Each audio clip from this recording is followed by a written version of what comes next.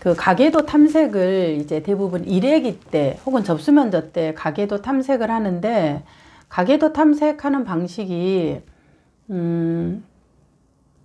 이제 처음엔 접수면접에서 이제 상담 구조화를 하죠. 상담 약정서 작성하고, 그리고 어떤 것에 도움을 받고 싶으냐, 이제 호소 문제를 얘기를 하면서, 가계도 탐색은 이제 1회기나 2회기에, 직업이 뭐세요? 할머니는 어떠세요? 이제 이렇게 하나씩 물어가는 방식으로 대체적으로 하죠. 근데 그러다 보면은 이제 내담자 입장에서, 항상 우리는 상담할 때 내담자 입장에서 이게 어떻게 전달되나를 조금 고민을 해야 돼요.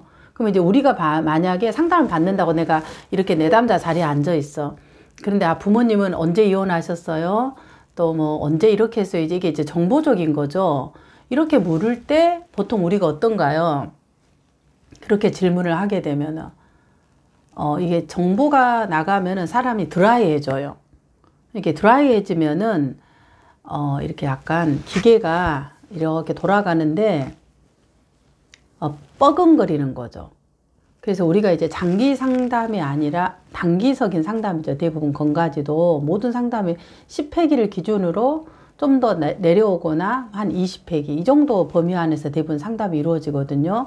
대부분 단기 상담이죠.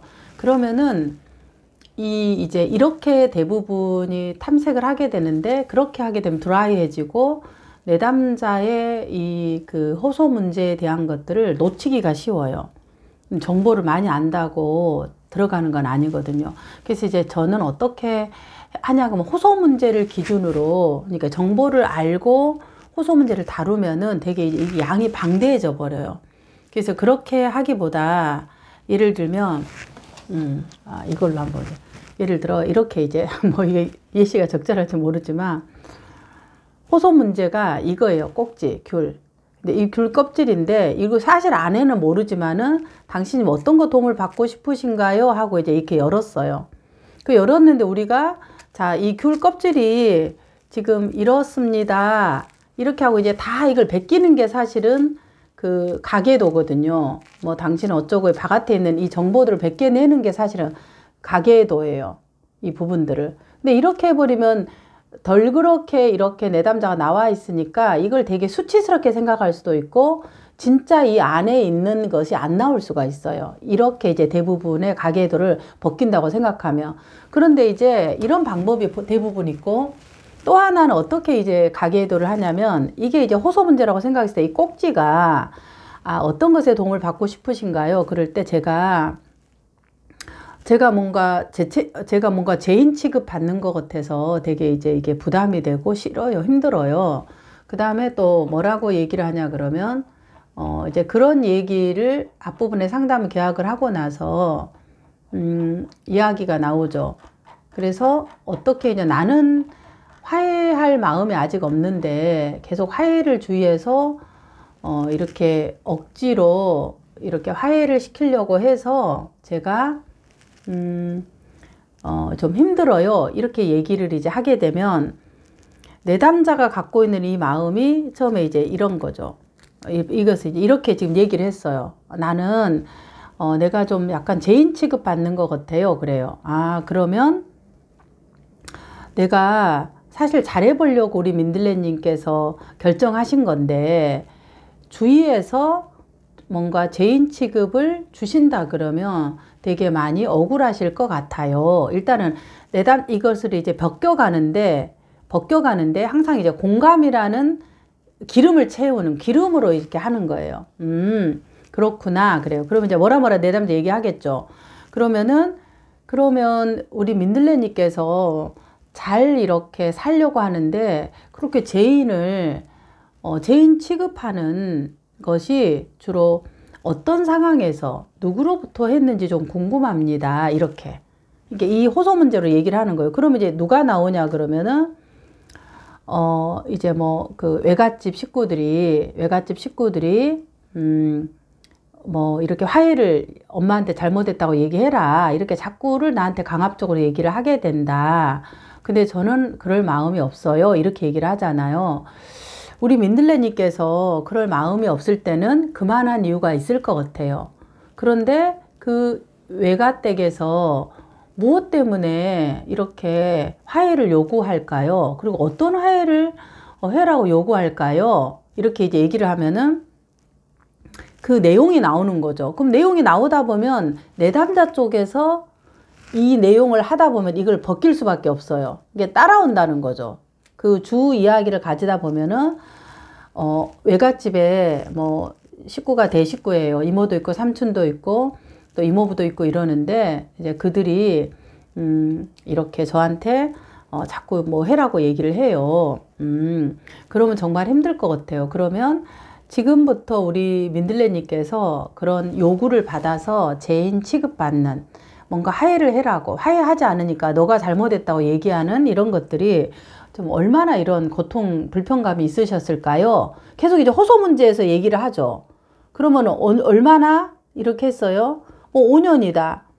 뭐 아니면은 뭐 아버지가 사망한 이후, 고3 이후로부터 그렇다. 이제 뭔가 그 이야기 끝에 나오는 거예요. 그럼 또 하나 이제 이 호소 문제를 해 나가면서 이게 또 이제 벗겨지는 거예요. 같이 이렇게 따라오는 거죠. 이 안에. 이 정보가 이거를 이제 이 결이 따라오는 거예요. 같이. 호소 문제를 갖고 얘기를 하다 보면. 그 다음 또 이제 얘기를 하면은 그러면 민들레님에서 이제 이 얘기를 쭉 듣다 보면은 이제 정보가 이렇게 한 두세 개 나오잖아요. 그러면은 민들레님 안에서 정말 불편한 것은 내가 화해를 하지 않아서 화해를 해라는 그런 외갓집의 요구하고 그 다음에는 어머니께서 나한테 요구하는 어떤 어머니께서 나한테 요구하는 어떤 요구 이런 것이 있고 외갓집에 이런 요구가 있어요. 그런 부분들이 있을 때 민들레님의 마음속에서 제일 불편한 거는 어떤 것이 불편하세요? 이렇게 이제 좀 더 이 호소 문제 다시 또 층을 또 내려가요. 그러면은 외갓집에 대한 요구도 이렇게 불편하지만 사실은 엄마가 나를 엄마의 요구대로 하려고 하는 것이 조금 더 이렇게 무게가 실린 것 같아요. 이렇게 이제 얘기를 하겠죠. 그럼 엄마가 나를 엄마의 요구대로 하려고 하는 것들이 내가 느낄 때 어떤 것이 엄마가 엄마의 요구대로 하려고 한다고 나는 느낄까요? 그러면 뭐 결혼하는 내 배우자와 함께 집에 와서 살아라. 살지 않으면 결혼을 하지 말아라.